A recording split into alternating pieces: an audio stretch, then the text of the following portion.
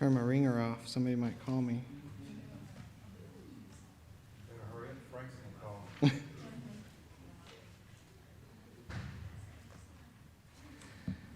call. Well, good morning, everybody. I want to welcome y'all to our Bible study this morning. Jump on into 1 Peter chapter 1 still. I'll try to do a better job of pausing here and there. Feel free to interrupt me. I'm bad at that. Raise your hand if it makes you feel better. Shout it out if you want to. 1 Peter, we'll try to walk through some more of that, see how far we can get. Trying to get a feel for what Peter's trying to tell us. Trying to get a feel for what it means for us today. I think it's tough sometimes to bridge the context between 2,000 years ago and what goes on today, but sometimes, a lot of times, these folks are writing to the basic human condition. You know, they're writing things that we still feel today because we're still human, just like they were. So I think we made it to about verse 15 or so, 13, 14, something like that. I'll try not to backtrack too far. But Peter says here in verse 13, therefore. So he's given us so much revelation about God's glory and his joy that he's giving us in our redemption. And he says, therefore. So what do you do with that? Oh boy, we have, you're getting a work story all of a sudden. We have so many people on these layers of management. I hope they're not watching. who need so much information. They need to know about this or that event or sequence of events, and there's so much that you're passing on, and a lot of it has already happened. It's happened in the last week or the last month. Some of it's even years ago of things that are being asked about. And, you know, that's okay, but you can take things like that to an extreme, and the thing that I always think about in those situations is what do you do with that information? I want to be information driven. I want to make decisions based on the information that I have. And what Peter says here is, therefore, prepare your minds for action. Okay, so he's told you about God's grace, about God's love, about his glory, about his plans for you. And he doesn't want you to just have that go in one ear and out the other. He wants you to do something with that information. The way God is acting in his grace is leading these other graces to be lived out in our lives. People want to twist and distort and turn salvation into something like a works-based scenario, that you've got to have so much good to outweigh the bad, that he's saying here to be obedient. And if you're not obedient, then you don't get what you earned. But that's not what Peter's saying. He's saying here that there's grace. There's grace that you've been given. There's glory that God has worked through Jesus. And he's wanting to save you and to sanctify you. And so what do you do with that? You don't just not change. You don't just not grow. He's saying because of God's marvelous glory, his grace, his love, we don't conform to our evil desires of the past. We obey. We stand on that grace, and it leads us to change. Verse 15, he says to be holy because I am holy, for it is written, or be holy in all you do. Be holy, for I am holy.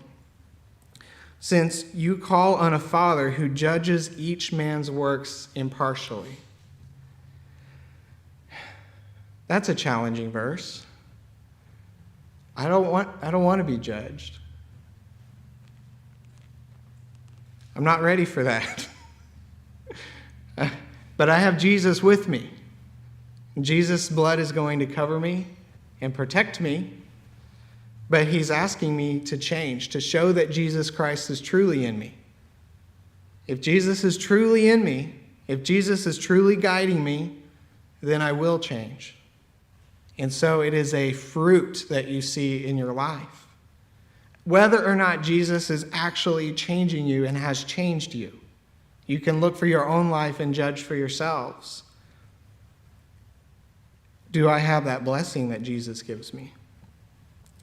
Since you call on a Father who judges each man's works impartially, lives your life as strangers here in reverent fear. That's what I said with that phrase before, right? Fear. I'm not ready for judgment. There's more I got to do.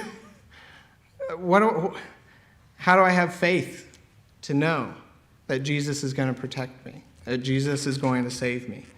Within that, I still have a fear, a respect, a trust in God. So why does he say that we're strangers? We live in the Bible Belt. Is it the belt buckle of the Bible Belt? What does it mean to be a stranger? We talk about having a Christian society, but do we? What does a Christian society look like? What would society how would it look different if it was more Christian? So it tells us to be strangers. The greater contrast is maybe thinking about the world that Peter was in here in the Roman Empire. It's maybe easier to see that gap first of what's the gap that he's talking about. This commentary I've been using, I've noted on the slide here, I think I left the verse numbers on top the last few PowerPoints. So I want to be clear, this is not Bible, this is someone's thoughts. Holiness is not measured in units of negation of whatever characterizes the world. So this measuring up, this stacking up, it's not a good column and a bad column that he's talking about. He's talking about a world view that is different. In the household of the Roman Empire, status was achieved via conformity. Conformity to the conventional habits of life. So being different made you stick out. Being different was an act of rebellion even, because you didn't fit in with society. You didn't believe the same things that your neighbors believed. And because of your beliefs, you didn't act the same way that your neighbors act. So just being different was enough to be defiant of the empire. It was an act of rebellion to be different. And I'm kind of thinking about America too, or Oklahoma, or Bethel Acres, or the world as a whole today versus this contrast where there's some easy things we can look at in the Roman Empire when we can look at things like idolatry, because they worship many gods. They had these temples to different gods, and they had household gods. And I wonder how that translates to today's world. How are we different? What does it mean to be a stranger in America? He says that we live in a strange land. We are to live as strangers wherever it is that we are. Well, right now, I think Christians are a minority in America. I hope that changes. We all need to pray that we get back on the right track and worship Jesus, because it's not done by many Americans. Is that what you're... Yeah, I think so. But I'm kind of thinking, like, what does it mean for Christians to be a minority? What does the majority do then to show that they're not Christian? I think that basic morals is something that separates you from the world. And that verse one says strangers, it sounds like it means just you're set apart from the other people. So that's why you're a stranger. And I think basic morals have become something that really differentiates us between Christians and non-Christians. There's an erosion of morality Yes. across everywhere we look. Well, in keeping with the context, we may feel as though we're in a minority in America, but how much greater were they, the minority, in their society? I don't think we can even comprehend the persecution, actual persecution, nor the almost vilifying of their rituals. Yeah. And there was a big problem then with your eating and drinking blood and all of these kinds of things that they were dealing with. I really think a lot of Scripture, if we would embrace it personally, Mm-hmm. on an individual level, all the macro stuff takes care of itself. Yes. Yeah. And so when I read this, when I see I might insert Marty. Okay? Right. And if Marty will get his act together, quote unquote, and focus on those kinds of things, then everything else will take care of itself. Right. Because Yeah. Scripture also reminds us that this is not our ultimate dwelling place. It can be Not that. we don't care about it. It's just, if you're going to make me judge between heaven or earth, I know which side I'm going to be on. Right. Yeah, and when we're changed more so, Christianity can become again that wildfire like it was in the first century when it spread so fast. So yeah, it can be on us that there's more commitment, more faith that we need, more change that we need, and that's going to help drive change in others.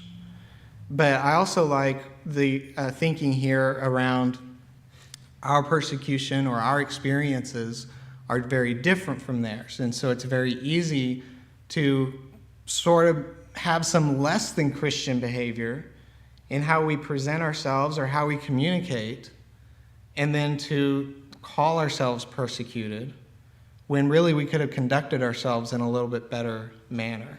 So I think there's some balance in both of those, that worldview perspective that not everything is a persecution, but there is persecution that can happen. Another thing that I think is present in our world today is that I usually refer to it as the efforts of Satan are not as blatant as gathering up a bunch of us and feeding us to the lions. Right. There's some subtlety. Incredible subtlety. And again,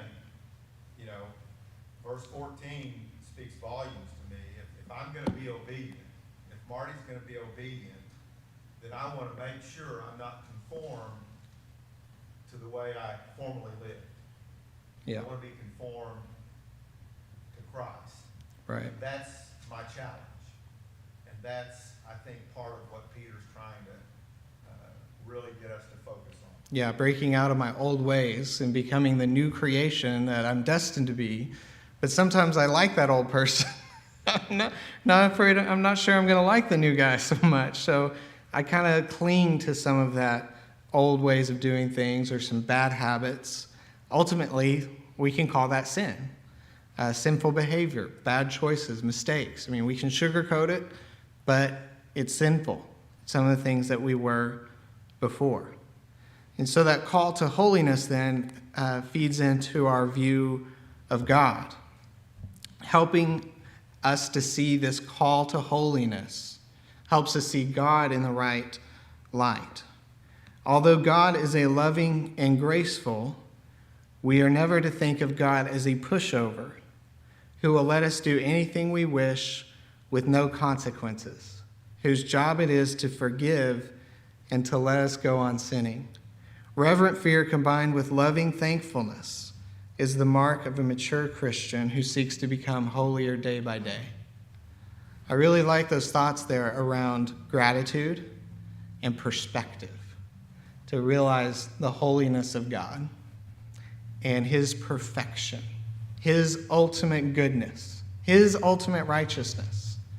And I'm not there. I'm selfish at times. I'm rash at times. But day by day, I'm trying to see those things in myself. I'm trying to see how day by day I can get better.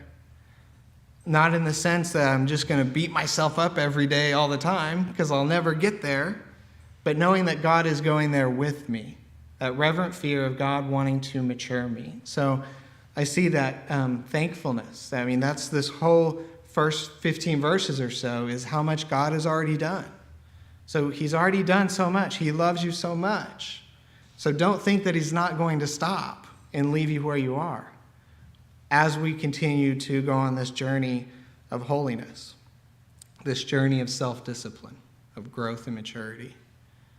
And I think as a church, what we have to do is try to be patient with one another, bear one another's burdens as we're all trying to mature. And some of us are in different steps of maturity, despite whatever ages we might be or however long we may have been a Christian. That doesn't really indicate very much Christian maturity. And so we've got to give each other grace. We've got to give each other space. So gently correcting each other, and we're gently bringing about God's holiness and redemption in the world as we strive to be different. Verse 18, Peter will remind us that it's not with perishable things, such as gold or silver, things that we chase in life, things that we want, things that ultimately don't last. He's going to set up this contrast between the eternal and the temporary. And there's accomplishments and achievements in life that are exciting, but when we sacrifice our spiritual health for certain ways of life or certain activities or certain whatever it is that gets in the way with our relationship with God, if we let that balance get out of balance, we're putting something that's perishable, something that's temporary, high up on this pedestal. And we risk then walking away from something eternal. I say walking away because we're starting to make that choice. Where that vision of God, that holiness of God, it starts to erode the priorities of God. God's priorities, our view of God in our life, it diminishes more and more if we let things that are perishable take the place of what is the eternal. You know that it was not with perishable things such as gold or silver that you were redeemed from the empty way of life handed down to you. I like this comment here about emptiness and this connection to gold and silver or temporary. One of the ways that maybe we see a minority of Christians in the world is the prevalence of consumerism or material wealth or chasing after things. And we chase after things like that because we're trying to gap